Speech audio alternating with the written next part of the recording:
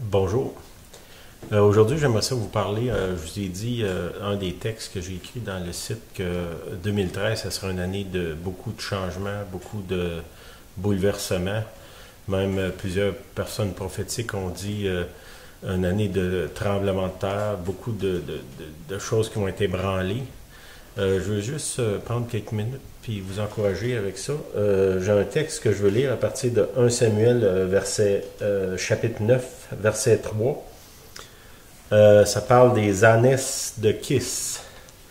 Kiss, ça n'a rien à voir avec le groupe de musique. C'est le père de Saül, qui s'appelait de même. Ces ânesses se sont égarés, puis le père dit à son fils, prends avec toi l'un des serviteurs, élève-toi et va chercher les ânesses.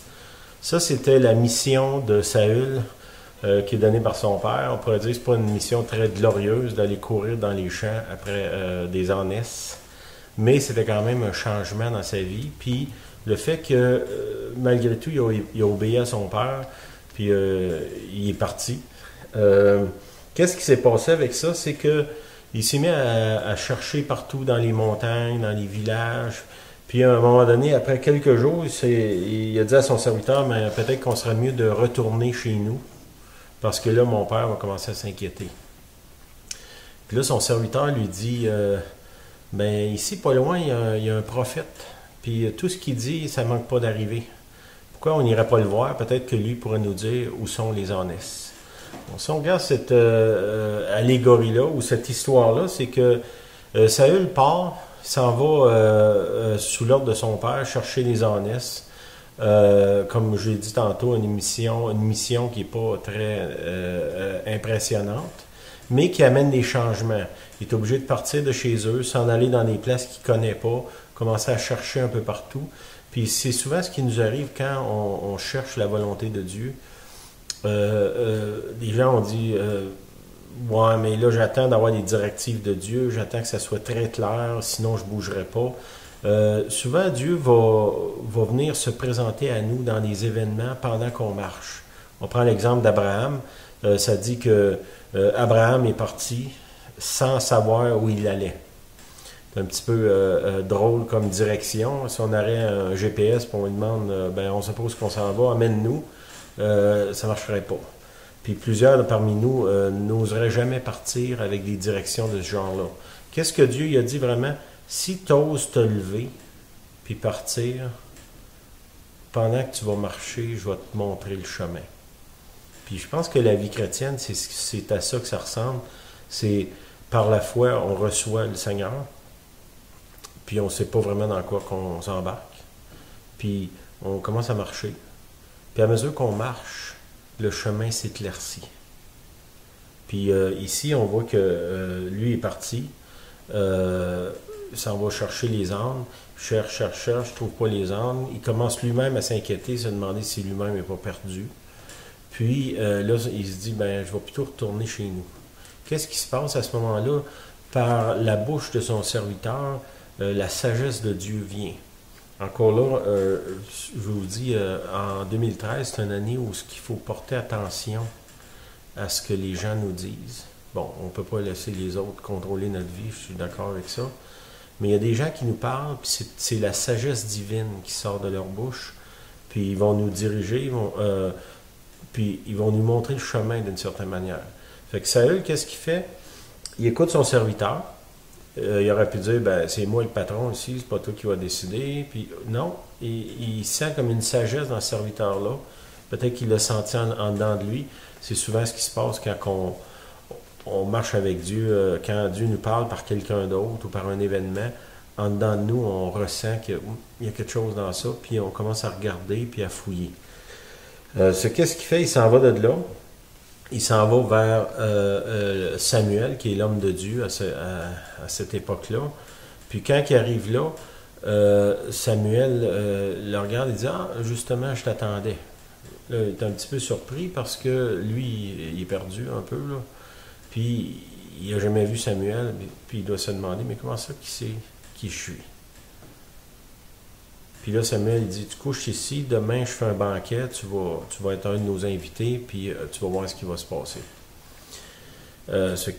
Saül et son serviteur couchent là. Le lendemain, Samuel fait un banquet, puis il est devant des dignitaires. Puis soudainement, en plein milieu du banquet, il se lève, puis il commence à dire que le futur roi d'Israël, ça va être Saül. Puis là, il loin, puis il laisse partir. Bon, si on pense à ça, Saül est parti pour chercher des ânes. Ça, c'était la raison pour laquelle il est parti. Et je veux un petit peu mettre d'emphase là-dessus. C'est souvent la raison pour laquelle on fait quelque chose, ou on part, ou on va en quelque part, ou on va visiter quelqu'un. Quand on arrive sur les lieux, souvent, on se rend compte que ce que moi j'appelle, c'est un âne ou un ânesse. C'est la raison qui m'a emmené là. Puis le fait que je suis là, maintenant, la vraie raison va m'être révélée. Puis souvent, dans la vie, on a des événements qui se passent. Ça peut être, je sais pas, je fais une crevaison ou il m'arrive un retard, un pépin, puis là, je me demande comment ça. Puis au lieu d'être frustré, plutôt demander, OK, Seigneur, je suis ici, je ne devrais pas être ici. Est-ce qu'il y a quelque chose là-dedans ou que tu veux attirer mon attention? Puis très souvent dans ma vie, quand j'étais pris en quelque part dans une situation qui n'allait pas avec mon agenda ou ce que j'avais prévu, c'est parce que Dieu venait lui-même de s'impliquer dans mon agenda, puis il avait une mission à me faire faire. Soit d'aider quelqu'un qui était là, soit de l'encourager, soit de lui parler du Seigneur, soit de délivrer un message qui venait de Dieu pour cette personne-là. L'idée de ça, c'est qu'il faut qu'on soit prêt que à chaque moment, à chaque instant de notre vie, Dieu peut comme venir nous déranger dans ce qu'on fait pour que son but à lui avance, ou son plan, ou son projet, ou sa mission à lui. Souvent, quand on est chrétien, on dit « Ah, j'ai donné ma vie au Seigneur ». Est-ce que vraiment on réfléchit, qu'est-ce que ça veut dire, donner notre vie à quelqu'un? Si je donne ma vie à quelqu'un, en définition, elle ne m'appartient plus, elle est donnée. Donc, cette personne-là devient le maître. Bon, est-ce que ça veut dire qu'il doit contrôler tout ce que je fais, puis il me dit, lève-toi, couche-toi, tu dois manger, tu dois aller là? Non. Mais pendant le cours de mon existence, où est-ce que je fais mes choses normales, je vais travailler, je vais à l'épicerie, je rencontre des gens, souvent, dans le cours de ces événements-là, Dieu va intervenir, puis il va m'utiliser pour se présenter à quelqu'un, des fois aider un autre, des fois se révéler à quelqu'un. Puis il faut que moi, je demeure attentif. Ici, dans l'exemple, il est parti pour une raison, il s'est en allé, puis là, il était un petit peu égaré, il se demandait qu'est-ce qu'il faisait là, finalement, il voulait retourner en arrière. Puis c'est là, à ce moment-là, comme on pourrait dire, un moment divin, où est-ce que son serviteur lui dit, ben, tandis qu'on est ici, on n'est pas loin, là. Qu'est-ce que tu penses si on n'irait pas voir le prophète? Puis là, ils sont allés voir le prophète. Puis ça a changé sa vie. Imaginez-vous, le petit gars qui part pour aller chercher des ânes, puis il revient chez eux, puis il est roi. Quand on parle de changement, on peut appeler ça vraiment un gros changement. Est-ce qu'il avait prévu ça? Pas du tout. Quand il est parti, est-ce qu'il avait emmené du linge spécial? Non, il n'y avait rien avec lui. Puis il est arrivé là, puis Samuel, c'est lui, le prophète, qui était pour choisir le prochain roi d'Israël, arrive avec l'onction, la parole prophétique, puis il déclare que le prochain roi, ça va être lui, devant toute une assemblée. Saül retourne chez son père, puis on sait dans la suite que, l'histoire n'a peut-être pas tourné toute parfaitement, mais au départ, Dieu avait mis son doigt sur lui. Il y avait un rendez-vous en quelque part où est-ce qu'il s'est fait piéger d'une certaine manière. Puis je pense que si c'est le genre de piège que chacun de nous, on aimerait tomber dedans, ou est-ce qu'on va en quelque part peut-être de reculons, ou on fait quelque chose que ça peut être au travail, un patron nous demande de faire un travail, on se dit « Ah, j'aime pas ça ». Mais souvent, qu'est-ce qu'il y a en arrière de ça? Il y a d'autres choses. Je me souviens, il y a quelques années, j'ai rencontré un monsieur à Montréal, puis il me disait qu'à un moment donné, il est tombé gravement malade, un cancer, puis il s'est retrouvé à l'hôpital. Puis là, bon, comme beaucoup de gens, comment ça m'arrive, Seigneur, puis je comprends pas, puis tout ça. Puis là, quand à un moment donné, il a arrêté de chialer, puis il a commencé à dire, ben Seigneur, y a-t-il une raison pourquoi tu m'as emmené ici? Le Seigneur, il a porté son attention sur quelqu'un qui était voisin de lui, qui était à ce moment-là une personne qui était très populaire, une vedette, on pourrait dire, puis que lui aussi était atteint d'un cancer. Puis là, le Seigneur a dit, ben, je t'ai pas emmené ici pour que tu sois malade, je t'ai emmené ici parce que j'ai une mission pour toi, justement pour la personne qui est voisin de lui. Là, à ce moment-là, son attitude a changé. Il s'est mis à parler avec l'autre personne et il a présenté le Seigneur. La personne a donné sa vie au Seigneur. Puis après ça, lui, le Seigneur l'a guéri, il est parti. L'autre personne est décédée, mais avant de partir, finalement, il avait donné sa vie au Seigneur.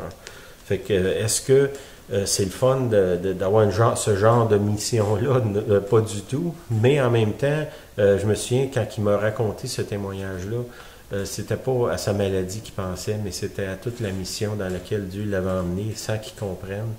Puis, finalement, il a été utilisé par Dieu pour amener un âme au Seigneur. Puis, après ça, lui, bon, il est parti son chemin, puis peut-être qu'il y a d'autres missions qui s'est accomplies, je ne l'ai pas revu depuis ce temps-là. C'est quand vous êtes parti, vous êtes envoyé en quelque part, soyez attentifs tout le long du voyage. Dieu peut m'emmener, je ne sais pas, en Europe. Puis la seule raison qui m'amène là, c'est parce que dans l'avion, je vais rencontrer une personne qui a besoin d'entendre le message que j'ai. Puis tout le reste du voyage, c'est juste comme un accessoire pour m'amener à être assis sur tel siège aux côtés de telle personne. C'est vrai dans l'autobus, c'est vrai au travail. Des fois, on peut avoir au travail, on peut se faire, on appelle ça une démotion, descendre de niveau, baisser de salaire. Puis là, au lieu de se plaindre, peut-être dire, Seigneur, OK, tu m'emmènes ici, c'est pas un environnement qui m'est agréable ou favorable, mais est-ce qu'il y a une mission dans ça? Puis d'être à l'écoute. Puis la plupart du temps, quand on a rempli notre mission, en quelque part, qu'on n'aime pas, on pourrait dire, Dieu va dire, bon et fidèle serviteur, tu as accompli ce que je t'ai demandé, maintenant c'est le temps de passer à d'autres choses, il va nous amener ailleurs. Mais si on garde une attitude de se plaindre, puis d'être grognon, comme on dit, on n'entendra pas. Puis on va manquer une opportunité de recevoir ce que Dieu a. Ça fait que si vous êtes en 2013, comme je vous ai dit, je m'attends à ce que énormément de gens vont vivre des changements, puis dans certains cas, ça va être difficile. Rappelez-vous ce que je vous dis là. Pendant que vous opérez ces changements-là, demandez au Seigneur à chaque étape, Seigneur, OK, tu m'en es ici, pourquoi? Je t'ai arrêté de travailler, est-ce qu'il y a une raison? Est-ce que là, je travaille plus qu'avant, comme jamais, est-ce qu'il y a une raison? Tu m'as emmené à tel endroit, c'est quoi la raison? Parce que Dieu, il a un plan. Puis ce plan-là, vous en faites partie.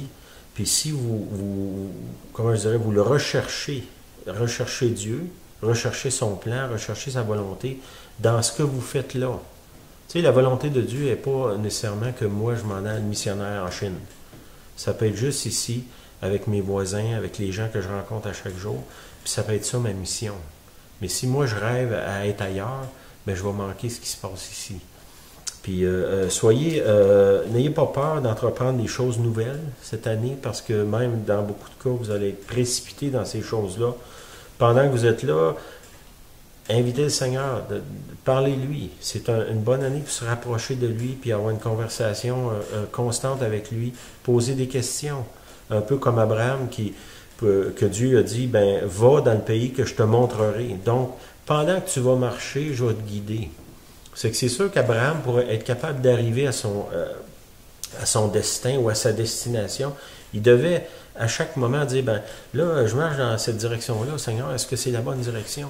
Puis par des événements, par sa voix, par des rêves, par des prophètes, comme dans le cas de Saül, Dieu nous parle puis nous guide. Mais est-ce qu'on est ouvert à recevoir ces guidances ou on veut plutôt juste faire à notre tête, comme on dit? C'est pas une bonne année cette année pour s'entêter contre Dieu. C'est une année où est-ce que si on recherche sa volonté, on cherche sa face, on va vraiment s'amuser parce qu'on va voir Dieu agir dans les petits événements de notre vie, ce que nous autres, on appelle un clin d'œil ou un rendez-vous divin. On va les voir.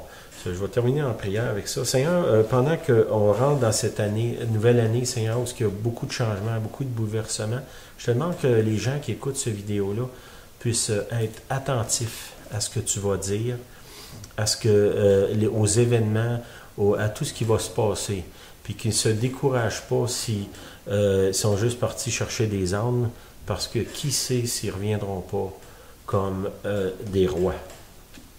Au nom de Jésus, je prie. Amen. Bonne semaine.